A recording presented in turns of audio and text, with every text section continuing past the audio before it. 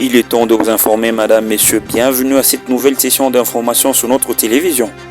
Une plénière est convoquée ce lundi 12 février pour valider le pouvoir de député élu récemment. C'est ce qui renseigne un communiqué signé par Serge Bahatir, secrétaire rapporteur du bureau d'aide de l'Assemblée nationale. Dans son récente plénière, l'Assemblée nationale avait mis en place 26 commissions spéciales et temporaires devant vérifier les dossiers physiques de chaque élu. Ces commissions disposaient de maximum 5 jours à dater du lundi 5 février au vendredi 9 février dernier. Ces commissions ont déjà déposé le rapport de leur mission. Ces rapports sont déjà distribués aux élus. À la plénière de ces jours, il sera donc question de débattre de chacun de ces rapports et en valider les conclusions par la grande plénière, ce qui sera synonyme de validation de pouvoir des élus qui deviendront en titre provisoire de députés provisoires en attendant la liste définitive qui proviendra de la Cour constitutionnelle à l'issue des contentieux électoraux. Le vice-premier ministre et ministre des Affaires étrangères et francophonie, Christophe Lutundula, a tenu une réunion d'urgence dimanche après-midi au ministère des Affaires étrangères de la RDC, en présence de la chef de la MONUSCO et représentant spécial du secrétaire général des Nations Unies Bintou Keïta, ainsi que des diplomates des chancelleries occidentales dont les infrastructures et les personnels ont été menacés lors des récentes manifestations en Kinshasa, en lien avec l'activisme du M23 soutenu par Kigali. Lors de cette rencontre, Christophe Lutundula a exprimé le regret du gouvernement congolais pour les actes de violence injustifiés survenus lors de manifestations, annonçant des enquêtes en cours pour identifier et sanctionner les responsables. Il a réaffirmé l'engagement du gouvernement à assurer la sécurité du corps diplomatique conformément à la Convention de Vienne, appelant à la résistance contre la peur et le découragement, tout en assurant des mesures de sécurité seront prises.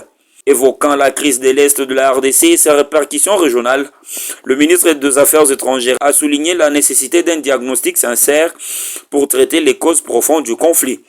Il a rappelé l'ouverture de la RDC au dialogue et a évoqué les initiatives de Nairobi et il a fait des routes de Luanda soutenues par l'Union africaine, les Nations unies et l'Union européenne. Par ailleurs, le gouvernement a décidé de renforcer les dispositifs de sécurité dans les ambassades et les installations de la MONUSCO, réaffirmant le personnel diplomatique et celui de la MONUSCO, ainsi que leurs biens ne doivent en aucun cas être pris pour cible. Cette réunion intervient après une réunion urgente de sécurité présidée par le vice-premier ministre et ministre de l'Intérieur, Peter Kazadi Kankonde, avec des responsables de la police nationale congolaise et des services de sécurité. La population de Kinshasa a été appelée au calme samedi dans une déclaration du ministre de l'Intérieur après protestation devant des ambassades étrangères contre le prétendu soutien de la communauté internationale au Rwanda, pays agresseur de la République démocratique du Congo. Nous demandons à la population de se calmer parce que le gouvernement de la République est conscient de ce qui se passe à l'est de la RDC. Nous craignons que l'ennemi ait la main sur tout ce qui s'est produit aujourd'hui, a déclaré Peter Kazadi, vice-premier ministre et ministre de l'Intérieur. L'ennemi est à l'est et nous devons consacrer notre énergie à l'attaquer, à combattre ensemble pour le retourner d'où il est venu, a-t-il ajouté. Peter Kazadi a également précisé que le gouvernement de la République a désapprouvé la procédure des manifestants et rappelé le caractère inviolable de sites diplomatiques. Nous tenons à rappeler que les installations des diplomates étrangers du personnel de la MONUSCO sont inviolables. Le gouvernement de la République ne peut pas accepter que nos citoyens s'attaquent à ce corps qui est bien protégé par le droit international, a-t-il ajouté. Toute personne qui veut manifester est libre de le faire, mais dans le respect des règlements de droit de la République. Renforcement de mesures de sécurité, le vice-premier ministre et ministre de l'Intérieur a annoncé également le renforcement de mesures de sécurité autour des différentes ambassades, des installations de la MONUSCO, ainsi que de certains endroits jugés sensibles. Le corridor de Lobito réduira considérablement le délai et les coûts logistiques liés au transport de la production de mines de cuivre et de cobalt de la RDC et de la Zambie. Cela facilitera l'approvisionnement des États-Unis et de l'Union africaine pour ce minerai essentiel à la transition énergétique. Après avoir annoncé un investissement de 250 millions de dollars pour la section du corridor de Lobito entre l'Angola et la RDC, les États-Unis devraient débloquer un montant similaire pour allier les 10 corridors à la Zambie.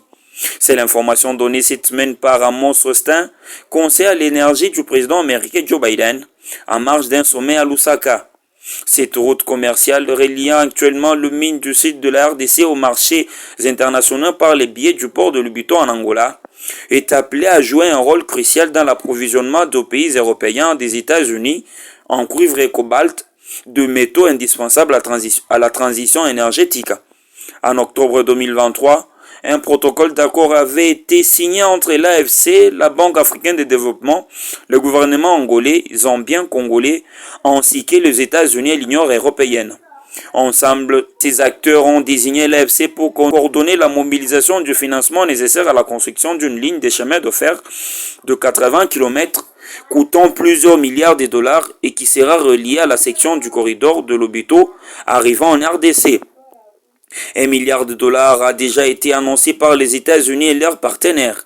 Actuellement, les mines congolaises et zambiennes de cuivre et de cobalt sont confrontées à des longs délais d'expédition et au coût élevé du transport par camion de leur production jusqu'au port tanzanien et sud-africain.